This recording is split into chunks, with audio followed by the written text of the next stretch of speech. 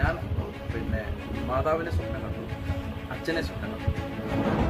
പ്രാപിച്ചു പോകുന്ന ഒരുപാട് പേരുണ്ട്. പക്ഷേ ഇത് പബ്ലിക്കായിട്ട് പറയാൻ ഒരു ധൈര്യം പരിശുദ്ധാത്മാവിൽ നിന്ന് വരും.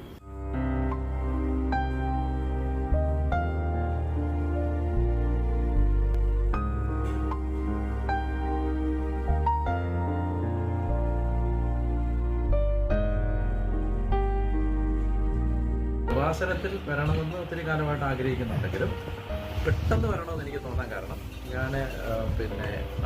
ഞാൻ മാതാവിനെ സ്വപ്നം കണ്ടു, അച്ഛനെ സ്വപ്നം കണ്ടു. അപ്പോൾ അച്ഛൻ എന്നോട് പറഞ്ഞില്ലേ ഈ കാര്യങ്ങൾ അവിടെ നിന്ന്, അതുപോലെ അച്ഛൻ എന്നോട് ഇവിടുത്തെ കാര്യങ്ങൾ പറഞ്ഞു തരുന്നത് ഞാൻ സ്വപ്നത്തിൽ കണ്ടു. പിറ്റേ ദിവസം മാതാവിൻ്റെ പെരുന്നാൾ വരും. ഞാൻ എഴുന്നേറ്റപ്പോൾ അപ്പം ഞാൻ അച്ഛനോട് പറഞ്ഞു, ഞാൻ കൃപാസനത്തിൽ പോകാൻ ഈശോ എനിക്കൊരു പ്രേരണ തന്നിട്ടുണ്ട്.